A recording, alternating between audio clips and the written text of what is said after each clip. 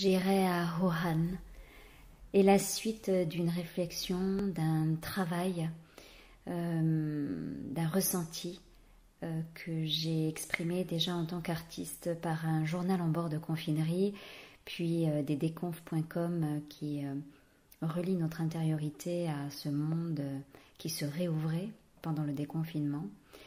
C'est une idée qui m'est apparue en pleine nuit, une évidence, car le journal en bord de confinerie et mes déconfs, pour moi, ne suffisaient pas en tant qu'artiste à répondre un peu à cette étrangeté que le monde entier avait vécue, chacun à sa manière, certains avec violence, d'autres avec peur, d'autres avec sérénité. Et donc il était important pour moi d'acter quelque chose. Et mon acte artistique était de répondre à l'appel du Covid, à ce signal lancé par une marche peut-être symbolique qui ne se fera jamais selon l'ouverture ou fermeture des frontières, mais en tout cas une intention d'aller vers Wuhan en partant de Cagnes-sur-Mer. Et donc l'idée était de plonger un petit peu l'ensemble du public dans cette interrogation. Donc on est parti par des ateliers d'écriture où j'ai demandé à chacun de poser des images vraiment extérieures à lui-même, des sons, des goûts, des sensations, voilà, de ce confinement. Qu'est-ce qu'il restait finalement de ça? Et puis il y a eu des textes qui ont été extraits de ça, des poésies ensuite, et il y a eu ensuite un voyage intérieur qui a été fait par chaque participant, où la première étape était la ville de départ, voilà, où chacun vit, pour aller vers Wuhan. Donc ville de départ, c'était le confinement, le milieu du chemin, le déconfinement, et Wuhan, l'avenir. Et chaque étape correspondait à ce qu'on avait vécu intérieurement. Une fois que les enfants, les tout-petits, les équipes, les parents avaient vécu ça, on travaillait beaucoup le corps, parce qu'il était extrêmement important pour moi de les amener à l'art performatif, l'art de la performance, de cet état d'être soi jusqu'au bout des ongles, pour pouvoir exprimer vraiment là, maintenant, quelque chose d'important.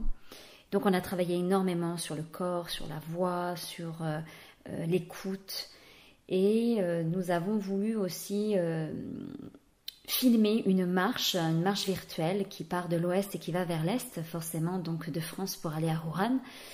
Et les enfants ont inventé à chaque fois une marche, une manière de marcher pour aller jusqu'à Wuhan. Et tout ce travail-là a été suivi par le photographe Jean-Marc Angelini pour tenir témoin un petit peu de tout ce processus de recherche et de création, et aussi pour prendre des portraits, les portraits que nous projetterons sur le marché de Wuhan, là où tout a commencé. Donc chacun avec l'expression qu'il avait envie de laisser à Wuhan.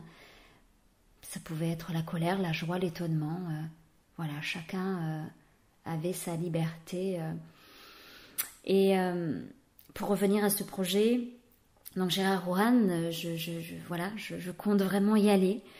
Je vais lancer une invitation à l'ensemble des artistes qui vont être sur mon chemin de Cagnes jusqu'à Wuhan. C'est une invitation que je lance transfrontière pour créer ensemble, où il va pouvoir y avoir plusieurs formes artistiques comme des labos, des conférences et créations performantielles. Et l'idée, c'est de proposer à travers ces trois formes artistiques une réflexion sur l'articulation entre la nature et la culture, pour inventer une forme d'écologie artistique durable. C'est-à-dire, j'imagine ça comme un modèle où l'art créerait un lien revitalisant entre l'être humain et la nature.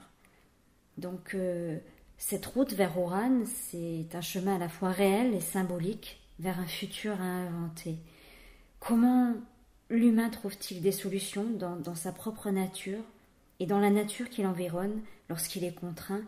Comment passe-t-il de l'immobilité à la mobilité alors qu'il ne peut plus revenir en arrière? Comment ce corps attaqué répond à ce virus? Comment on retrouve son immunité, son remède intérieur? C'est la question qui est posée dans J'irai à Wuhan.